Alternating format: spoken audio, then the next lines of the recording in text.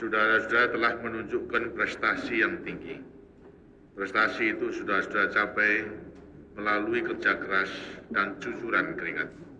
Karena itu saya sampaikan rasa hormat dan penghargaan saya kepada saudara-saudara semua.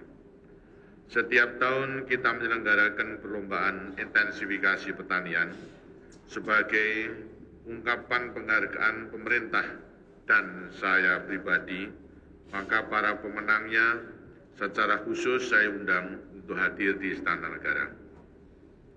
Mudah-mudahan cara pengungkapan rasa hormat dan penghargaan ini terus mendorong kaum tani kita dalam meningkatkan produksi pertaniannya. Sesungguhnya peningkatan produksi pertanian itu pertama-tama justru untuk meningkatkan taraf hidup berjuta-juta kaum tani sendiri beserta seluruh keluarganya. Mengangkat tingkat hidup kaum tani yang merupakan lapisan terbesar masyarakat kita itulah yang sejak semula menjadi pusat medan juang pembangunan kita. Itulah sebabnya pembangunan pertanian dan irigasi selama bertahun-tahun selalu masuk dalam 5 besar dalam anggaran pembangunan kita.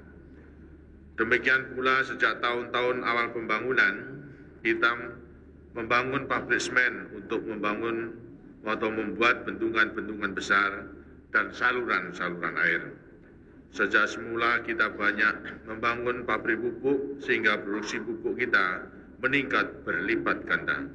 Pupuk inilah salah satu sarana mutlak untuk meningkatkan produksi pertanian kita. Di samping itu masih banyak kegiatan-kegiatan lain untuk menunjang kenaikan produksi pertanian seperti koperasi-koperasi, perbankan, kalangan dunia, usaha swasta, pemerintah daerah, dan lain-lainnya. Tampak jelas bahwa peningkatan produksi pertanian memerlukan kerjasama yang sebaik-baiknya antara berbagai kalangan yang sangat luas. Di daerah pelaksanaan intensifikasi dikoordinasikan dan dipimpin oleh gubernur dan para bupati melalui wadah Satuan Pembinaan dan Satuan Pelaksana BIMAS. Karena itulah gubernur dan bupati yang berhasil menggerakkan Satuan Pembina BIMAS dan Satuan Pelaksana BIMAS juga saya undang untuk hadir di Istana Negara ini. Saya berharap keberhasilan yang telah dicapai oleh suatu provinsi dan kabupaten hendaknya dapat dipertahankan dan menjadi inspirasi bagi provinsi-provinsi dan kabupaten-kabupaten lainnya dalam menggerakkan aparat pembina, petani, dan masyarakat untuk melaksanakan program peningkatan produksi pangan itu. Saudara-saudara dan hadirin sekalian, pembangunan yang telah kita laksanakan sampai sekarang tetap akan terus kita lanjutkan melalui pembangunan yang bertahap-tahap dan sambung menyambung. Kita pasti dapat mewujudkan masyarakat yang maju, sejahtera, adil, makmur, dan lestari berdasarkan Pancasila. Masyarakat yang demikian tadi harus merupakan masyarakat industri. Karena itu kita harus membangun industri yang kuat di masa datang. Di masa ini kita memang sedang bergerak ke arah itu. Dari tahun ke tahun, industri kita terus kita kembangkan. Mulai dari yang sederhana sampai yang menggunakan teknologi mutakhir, mulai dari industri hulu sampai pada industri hilir. Di tahun-tahun yang akan datang, perkembangan dan pertumbuhan industri harus makin kita tingkatkan dan makin kita perluas lagi agar gerak pembangunan dapat kita percepat. Namun kemajuan-kemajuan yang kita capai dan akan terus kita kejar dalam bidang industri tidak boleh sampai mengendorkan pembangunan di bidang pertanian. Justru sebaliknya, kita harus terus memacu pembangunan di bidang pertanian. Malahan bidang pertanian itu harus kita buat tangguh sepanjang masa. Pengalaman bangsa-bangsa lain menunjukkan pembangunan yang langsung meloncat ke industri tanpa landasan pertanian yang kuat ternyata mengalami kesulitan-kesulitan yang besar.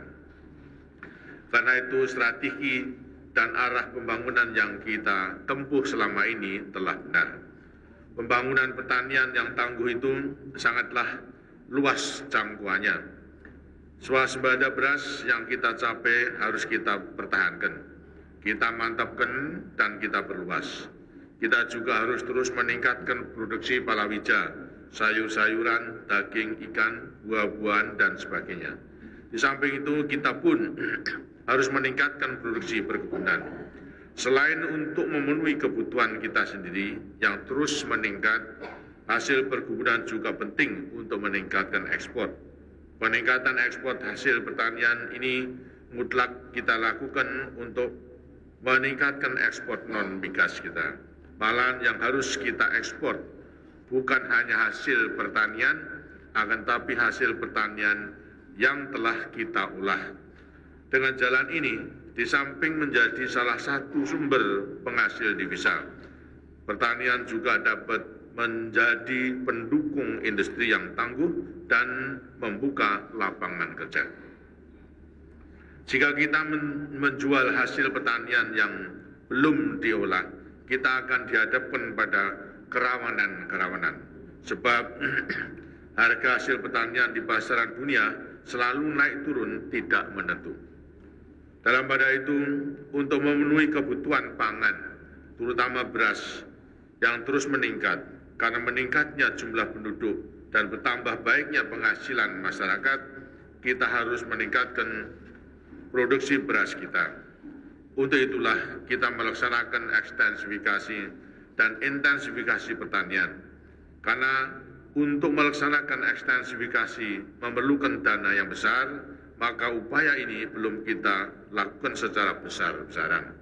Titik berat usaha peningkatan produksi beras kita letakkan pada usaha intensifikasi dengan menaikkan produktivitas dan produksi lahan yang telah kita miliki.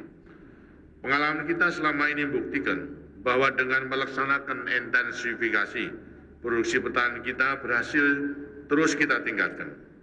Pada tahun 1969, produksi beras Indonesia baru mencapai 12 juta ton lebih. Pada tahun 1991 yang baru lalu, berdasarkan angka ramalan ketiga, produksi beras kita melonjak hingga menjadi hampir 29 juta ton. Ini berarti terjadi kenaikan produksi lebih dari 6% rata-rata setiap tahunnya. Karena musim kering yang keras, keadaan produksi beras tahun 1991 memang kurang menggembirakan. Untuk mencukupi cadangan nasional, kita terpaksa harus mengimpor beras. Untuk menghindari agar kejadian seperti itu tidak sering terjadi, saya minta agar kita semua berdaya upaya sekuat tenaga agar tetap terjamin peningkatan produksi beras kita.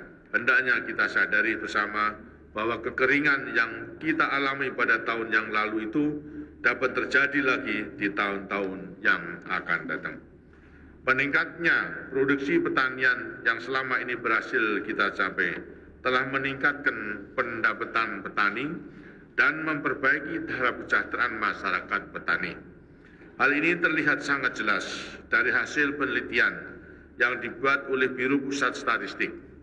Jumlah penduduk yang hidup di bawah batas garis kemiskinan di daerah pedesaan lebih cepat menurun jika dibanding dengan daerah perkotaan.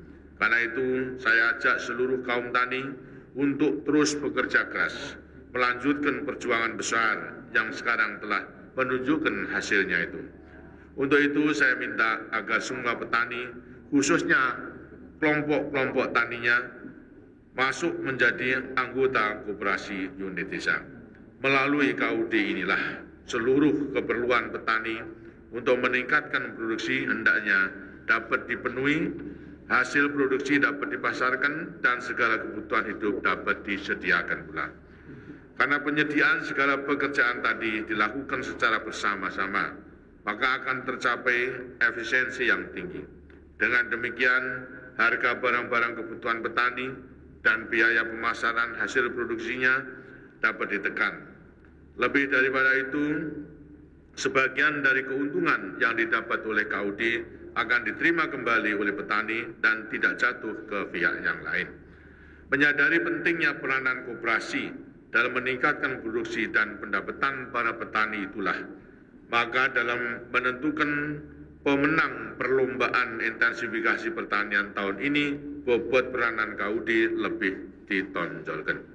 Akhirnya sekali lagi saya ucapkan selamat kepada para gubernur, para bupati, pengurus KUD dan kelompok taninya, serta petugas pertanian atas keberhasilan yang dicapai dalam meningkatkan produksi. Saya berharap agar keberhasilan ini dapat dipertahankan dan terus ditingkatkan serta dapat menjadi contoh bagi semua yang lain yang belum berhasil menjadi juara dalam perlombaan ini. Semoga Tuhan Yang Maha Esa memberkahi kita semuanya. Terima kasih. Wassalamualaikum warahmatullahi wabarakatuh.